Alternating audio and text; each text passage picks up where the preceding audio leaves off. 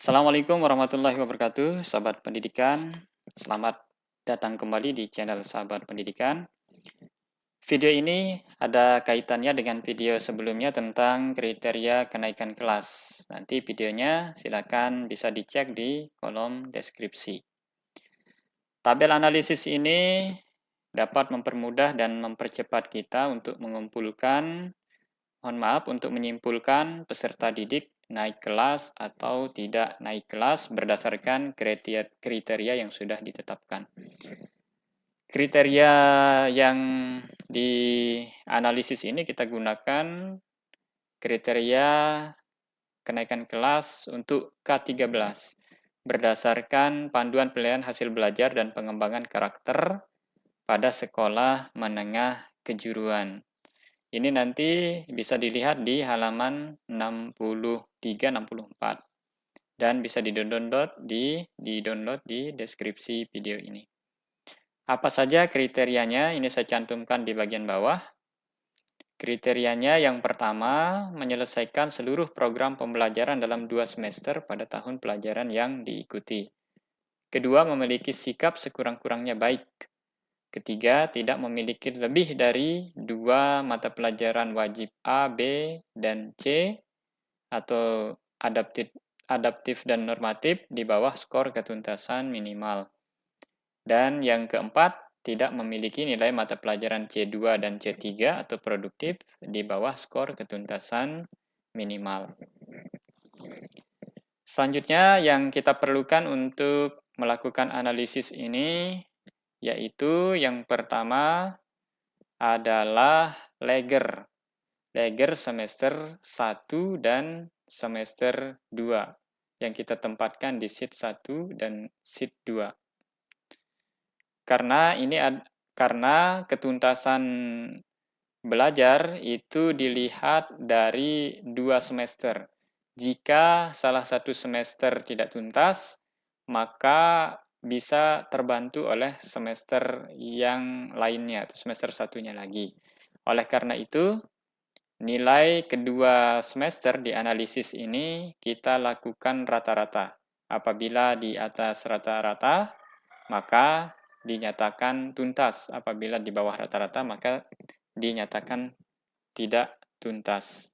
Yang kedua yang diperlukan adalah rekap kehadiran atau ketidakhadiran peserta didik untuk menentukan nanti berapa hari toleransi ketidakhadiran berdasarkan hari efektif. Jadi dihitung dulu berdasarkan hari efektif selama 1 tahun pelajaran atau 2 semester yang diikuti.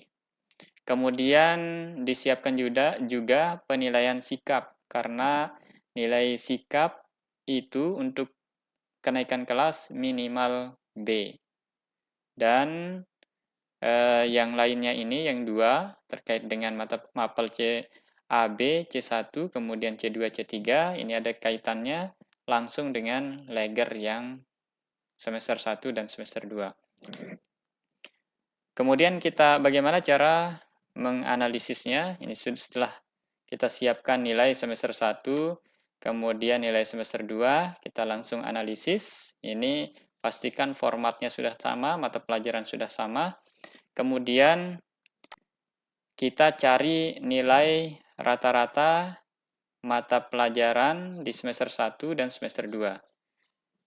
Caranya kita pakai average sama dengan average. Kemudian yang kita cari nilai rata-rata semester 1 dan semester 2. Ini mata pelajaran kita tempatkan rumus di baris pertama atau siswa pertama. Siswa pertama saja di mata pelajaran yang pertama. Kemudian average ini yang di D9. Atau yang ini D9. Kemudian kita ketikkan koma atau titik koma sesuai dengan format di komputer masing-masing. Kemudian di semester 2 di sini tempatnya di D9 juga. D9. Kemudian kita tutup kurung. Kita enter. Maka nilai rata-ratanya sudah kita temukan. Selanjutnya kita copy rumus ini untuk mencari nilai rata-rata yang lainnya. Nanti rumus ini akan menyesuaikan sendiri. Kita klik di sini di hasil rata-rata ini. Kemudian kita Ctrl C. Selanjutnya kita blok semuanya sampai dengan paling kanan, mata pelajaran paling kanan. Kemudian kita klik kanan di yang sudah terblok ini. Lalu kita copy rumusnya. Kita copy yang fx, yang mengcopy rumus saja. Maka nilai rata-rata semua mata pelajaran yang lain sudah kita temukan. Selanjutnya, untuk mencari rata-rata yang lainnya yang bawah, tinggal kita blok semuanya yang sudah dirata-ratakan ini dari yang pertama sampai dengan yang terakhir. Lalu kita Ctrl C, kemudian kita paste di baris yang kosong, yang masih kosong ini. Lalu setelah itu kita klik kanan seperti tadi, kita paste spesial dengan fx ini, mempaste rumusnya saja. Maka nilai rata-rata semester 1 dan semester 2 sudah ditemukan.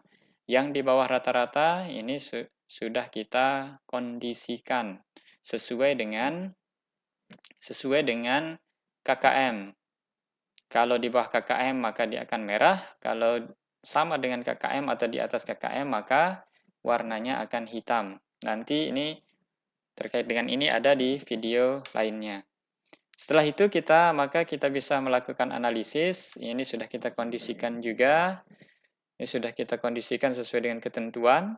Kalau hasilnya tidak sesuai atau tidak memenuhi, maka ini terkondisikan dengan tanda merah, warna merah, seperti ini. Kemudian sekarang setelah ini, maka yang merah-merah ini, artinya ini dia tidak naik kelas, karena tidak memenuhi kriteria. Kriteria yang tadi, nanti silahkan disesuaikan. Kemudian ini saya contohkan satu, tidak naik kelas berdasarkan ketidakhadiran. Misalnya setelah dihitung, toleransi ketidakhadiran selama 1 tahun pelajaran atau 2 semester tersebut adalah 32 misalnya. Kemudian peserta didik ini melebihi 32. Misalnya 30, kalau 32 misalnya, masih hitam. Kalau 37, anggap 37, maka ini merah. Maka anak ini dinyatakan tidak tuntas, kita ketik manual, tidak naik kelas, mohon maaf, tidak naik kelas.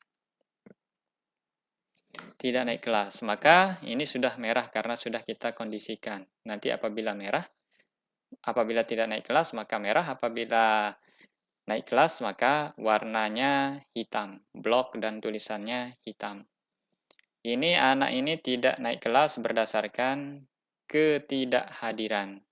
Kemudian yang kedua kita contohkan berdasarkan nilai sikap. Misalnya ini nilainya C. Nilai sikapnya C. Maka juga akan merah, sudah kita kondisikan. Maka ini tidak naik kelas. Tidak naik kelas. Ini masih kita ketik manual. Kemudian yang lainnya misalnya ini kehadirannya masih bisa ditoleransi, misalnya yang lain tidak kita isi, ini kita contohkan saja. Kemudian yang ini, seharusnya di sini ketidaktuntasan mapel A, B, dan C1 itu maksimal 2. Maksimal 2 boleh tidak tuntas. Tapi ini karena 8, maka ini tidak tuntas. Maka anak ini tidak naik kelas karena ketidaktuntasan di mapel A, B, dan C1 melebihi 2. Maka ini tidak naik kelas. Tidak naik kelas. Yang lain lagi kita cari yang merah. Ini apa sebabnya? Karena ini mata pelajaran C2 dan C3 atau mata pelajaran produktif ada yang tidak tuntas. Karena mapel produktif tidak boleh ada yang tidak tuntas. Sehingga anak ini tidak naik kelas. Bagaimana yang lainnya? Kalau tidak ada tanda merahnya, ini artinya peserta didik ini nilainya baik semua dan sesuai dengan kriteria sehingga naik kelas. Ketik naik kelas. Nah, ini kemudian kita copy langsung ke sini. Kita copy ke sini, kemudian lagi kita copy yang naik-naik kelas ini ya. Kita copy terus sampai ke bawah. Maka di sini terhitung secara otomatis sudah kita kondisikan. Dari 32 siswa ada 28 yang naik kelas dan ada 4 yang tidak naik kelas. Sudah ditandai semua. Dengan begini nanti kita mudah untuk memudahkan dan mempercepat pengambilan keputusan. Nanti siapa tahu kelasnya banyak dan tentu pasti di setiap sekolah nanti kelasnya banyak. Kalau kita secara manual itu pasti kita akan kesulitan dan membutuhkan waktu yang lama. Begitu dia caranya sahabat pendidikan. Nanti kalau membutuhkan format ini silahkan di-download di kolom deskripsi. Syaratnya mudah saja, silahkan download filenya, subscribe channelnya. Terima kasih. Assalamualaikum warahmatullahi wabarakatuh.